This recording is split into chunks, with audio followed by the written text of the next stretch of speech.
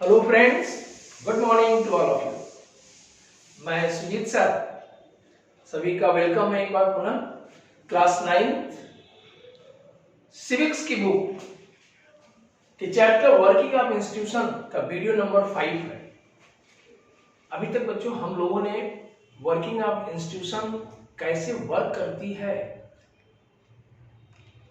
उसको फोकस करना शुरू किया है। अभी हम लोगों ने मंडल कमीशन रिपोर्ट कैसे देश में आई या कैसे इंप्लीमेंट हुआ इस पर डिस्कस किया और ये बताने का प्रयास किया आपको लेजिस्लेचर, एग्जीक्यूटिव और जुडिशरी जो 3 ऑर्गन्स हैं डेमोक्रेसी की मेन इंस्टीट्यूशन है, उसमें legislature is a law making body, सबसे इंपॉर्टेंट है।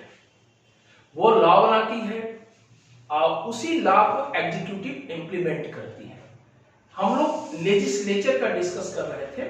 लेजिस्लेचर में हमने लास्ट वीडियो में पार्लियामेंट्स की बात किया था। पार्लियामेंट की जो 2 ऑर्गन महत्वपूर्ण है, लोकसभा और राज्यसभा, कैसे वर्क करती है, लोकसभा कैसे बनती है, इन विषयों पर आज हम लोग डिस्कस करते हैं। पहले समझते हैं लोकसभा कैसे बनती है। आर्टिकल 79 में एक लोकसभा होगा, इसका वर्णन है। अब Lok Sabha total number of the members at the present time 545 है, लेकिन 545 में 543 इलेक्टेड मेंबर्स होते हैं और 2 मेंबर्स नॉमिनेटेड बाय प्रेसिडेंट। हमारी भारत 543 कॉन्स्टिट्यूएंसी में बटी हुई है। वहां से हमारे MP member of parliament elect होते हैं और 2 मेंबर्स ऐसे जो एंग्लो इंडियन होते हैं। ऐसा लगता है कि लोकसभा में उनका रिप्रेजेंटेटिव नहीं है तो प्रेसिडेंट उन्हें नॉमिनेट करता है behalf of advice government of India. Lok Sabha की मैक्सिमम सीटों की संख्या 552 हो सकती है। एट प्रेजेंट टाइम 545 है, जिसमें 543 इलेक्टेड है। यह संख्या 2026 तक ऐसी ही रहेगी। आइए राज्यसभा देखते हैं। राज्यसभा की टोटल मेंबर्स 245 है। इलेक्टेड मेंबर 233 होते हैं, 12 मेंबर नॉमिनेटेड बाय प्रेसिडेंट। कला, साहित्य, स्पोर्ट्स के क्षेत्र में, साइंस के क्षेत्र में इमिनेंट पर्सनालिटी भारत का जो नागरिक होता है उसने बहुत बड़ा योगदान दिया हो, ऐसे व्यक्तियों को प्रेसिडेंट नॉमिनेट करते हैं। जैसे एक बात करें, मैरी कॉम स्पोर्ट्स से संबंधित है, उनको नॉमिनेट किया हमारे प्रेसिडेंट। इसी प्रकार मैक्सिमम राज्यसभा की सीटों की संख्या 250 हो सकती है, but present time 245। Who elect the members? Lok Sabha directly elected by the people. 543 का इलेक्शन होता है, वो पीपल्स वोट करते हैं, वो इलेक्ट होकर के जाते हैं। बट राज्यसभा के member indirectly elected by state and territorial legislature. ये इनडायरेक्टली इलेक्टेड होते हैं हमारे देश में। इनडायरेक्ट अर्थात इलेक्टेड मेंबर जो होते हैं वो उनको वोट करते हैं तब वो जाते हैं। इसीलिए इसे उच्च सदन भी कहते हैं, हाउस ऑफ स्टेट भी कहते हैं, जबकि लोकसभा को हाउस ऑफ पीपुल कहते हैं, निम्न सदन कहते हैं। कैन इट बी डिसॉल्व और इम्परमानेंट्स? क्या हाउसेस हमारे डिसॉल्व भी होते हैं कि परमानेंट होते हैं, इसकी बात करते हैं। लोकसभा कैन बी डिसॉल्व कब? Length of the terms 5 years. After 5 years अर्थात चुनाव होते हैं, 5 इयर्स पर हमारी लोकसभा भंग हो जाती है, फिर इलेक्शन होने के बाद नई गवर्नमेंट बनती है तो नई लोकसभा बनती है। But Rajya Sabha it is a permanent body, can not be dissolve. But एक राज्यसभा के मेंबर्स के वर्क 6 इयर्स के लिए होते हैं। अब 1/3 members retired every 2 years.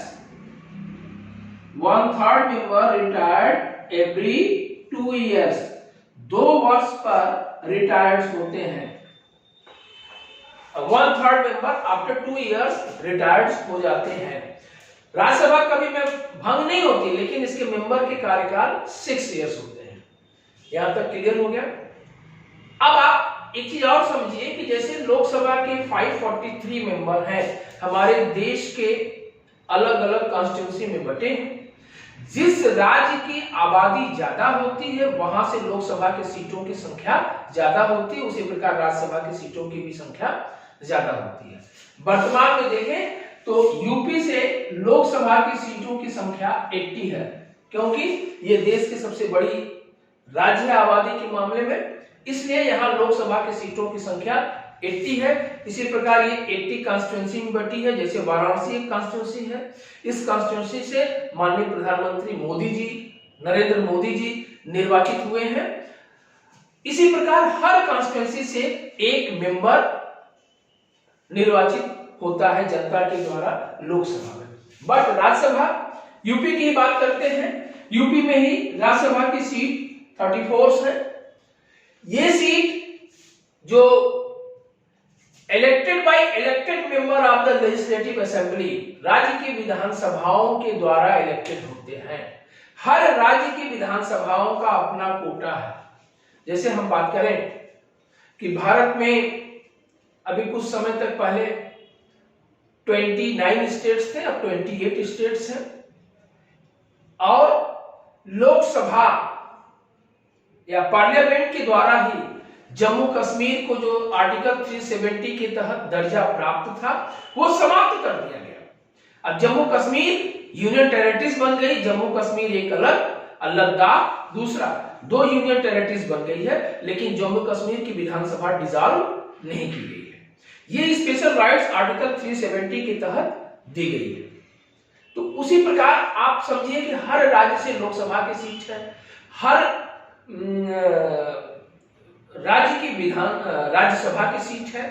Rajya Sabha की सीट इनडायरेक्ट इलेक्टेड होते हैं, इलेक्टेड मेंबर्स हैं। अब क्लियर हो गया। अब देखते हैं which of the house is more powers, किस हाउस के पास मोर पावर्स है, मतलब कौन ज्यादा स्ट्रांग है। इस संदर्भ में अगर बात करें तो देखें parliament makes law, parliament makes law. अभी जैसे हमने चर्चा किया, एक बिल लाई जाती है।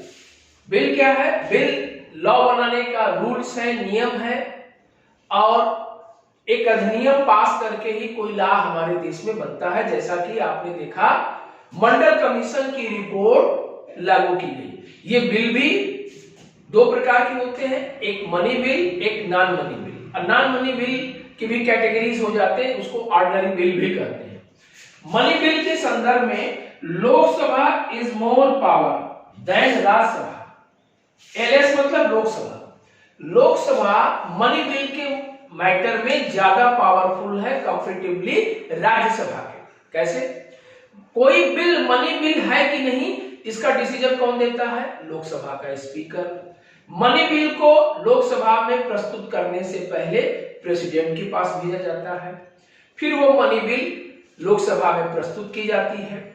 लोकसभा से पास किया गया मनी बिल राज्यसभा केवल 14 डेज तक रोक सकती है, इससे ज्यादा नहीं। और राज्यसभा के द्वारा पास किया गया मनी बिल, उस पर प्रेसिडेंट सिग्नेचर कर देता है। जबकि ऑर्डिनरी बिल के संदर्भ में दूसरा रूल्स है। इससे ये समझ में आता है कि Lok Sabha is more powerful than Rajya Sabha. एक तो हाउस ऑफ पीपुल है, जनता के डायरेक्ट इलेक्टेड मेंबर्स होते हैं। दूसरे बिल ऑर्डिनरी बिल होते हैं, नॉन मनी बिल होते हैं। जैसे अभी आपने देखा कि आर्टिकल 370 को अगस्त 1919 में समाप्त कर दिया। अगस्त में 1919 में हमारे देश में जो स्पेशल दर्जा प्राप्त था जम्मू कश्मीर, समाप्त हो गया। वो एक ऑर्डिनरी बिल के तहत लाया गया, अब मेजॉरिटी से पास हो गया। तो लोकसभा ने आर्टिकल 370 को समाप्त किया, स्पेशल दर्जा समाप्त किया, फिर वो राज्यसभा में जाता है, राज्यसभा से भी पास हो जाता है, तब वो प्रेसिडेंट के पास सिग्नेचर के लिए जाता है। इस तरह ऑर्डिनरी बिल के संदर्भ में दोनों हाउस को एक समान अधिकार प्राप्त है। दूसरी चीज कि लोकसभा क्यों इंपॉर्टेंट है, क्योंकि जनता के डायरेक्ट इलेक्टेड मेंबर्स बैठते हैं। लोकसभा की जो गवर्नमेंट होती है, मिनिस्ट्री ऑफ काउंसिल, वो सीधा जवाबदेह होती है हमारे लोकसभा के प्रति। इसीलिए कहते हैं Lok Sabha control the council of minister, हमारे काउंसिल ऑफ मिनिस्टर को भी कंट्रोल करती है। काउंसिल ऑफ मिनिस्टर्स का चेयरमैन कौन होता है? Prime minister. प्राइम मिनिस्टर को हेड ऑफ द गवर्नमेंट भी करते हैं। तो जितने भी वर्क करती है सभी के प्रति रिस्पांसिबल होती है लोकसभा में। अगर लोकसभा में सत्ता पक्ष के अगेंस्ट नो कॉन्फिडेंस का मोशन, अगर नो कॉन्फिडेंस का मोशन पास हो जाता है, नो कॉन्फिडेंस के मोशन से क्या मतलब है बच्चों? नो कॉन्फिडेंस मोशन का मतलब है अविश्वास का प्रस्ताव। लोकसभा में इलेक्टेड मेंबर 543 है, तो सरकार बनाने के लिए 272 की सीट चाहिए। अगर किसी विषय पर असहमति होती है विपक्ष को या किसी भी लीडर को, तो सत्ता पक्ष के अगेंस्ट अविश्वास का प्रस्ताव लाती है, जिसे नो कॉन्फिडेंस का मोशन कहते हैं। अगर अविश्वास का प्रस्ताव लोकसभा में पास हो जाता है तो सरकार गिर जाती है। अविश्वास का प्रस्ताव पास नहीं होता है तो सरकार एज इट इज चलती रहती है। नो कॉन्फिडेंस का मोशन सिर्फ लोकसभा में लाया जाता है, न कि राज्यसभा में। क्यों लोकसभा में लाया जाता है? इसलिए क्योंकि काउंसिल ऑफ मिनिस्टर लोकसभा के प्रति रिस्पांसिबल होता है। इस तरह यह भी समझ में आता है कि लोकसभा इज मोर पावरफुल। किसी ऑर्डिनरी बिल पर जिस पर लॉ बनाना है, अगर डिस्प्यूट्स हो गया, कॉन्ट्राडिक्शंस हो जाता है, तो ज्वाइंट सेशन का रूल्स है हमारे संविधान में। ज्वाइंट सेशन क्या होता है? जब किसी बिल पर अगर राज्यसभा या लोकसभा दोनों सहमत नहीं है तो दोनों का ज्वाइंट मीटिंग बुलाया जाता है, लोकसभा और राज्यसभा दोनों का। लेकिन ज्वाइंट सेशन की अध्यक्षता कौन करता है? लोकसभा स्पीकर। इससे भी समझ में आ रहा है कि Lok Sabha is more powerful than Rajya Sabha. हाँ, राज्यसभा को कुछ स्पेशल पावर्स हैं, जैसे नए सिविल सर्विसेज बनाना हो आर्टिकल 312 के तहत, तो नए सिविल सर्विसेज जब सरकार ये बताती है कि आवश्यक है, मतलब सेंट्रल गवर्नमेंट, तो वो सिविल सर्विसेज नए पोस्टों के सृजन के संदर्भ में राज्यसभा बिल लाती है, तब वो बिल लाने के राज्यसभा में बिल लाई जाती है, तब नए पोस्ट क्रिएट किए जाते हैं। इस प्रकार हम देखते हैं कि हमारी लेजिस्लेचर जो लॉ मेकिंग बॉडी है, लोकसभा और राज्यसभा में बिल ला करके पास किया जाता है, तब वो बिल लॉ बनता है। इस वीडियो में यहां तक हम लोगों ने लेजिस्लेचर बॉडी कैसे वर्क करती है, वर्किंग ऑफ इंस्टीट्यूशन के तहत लेजिस्लेचर की बात हमने कंप्लीट किया। अब दूसरे वीडियो में हम पॉलिटिकल एग्जीक्यूटिव की बात करेंगे, अर्थात हमारी वीडियो नंबर 6 होगा। आप लोगों के बहुत सारे कमेंट्स मिले, थैंक्स। आप लोग इंकरेजमेंट भी कर रहे हैं, आप लोगों को वीडियो अच्छा भी लग रहा है, बहुत अच्छी बात है। और इसी तरह वीडियो देखते रहिए, लाइक करते रहिए और लोगों को बताते रहिए। तो thanks watching for video once again.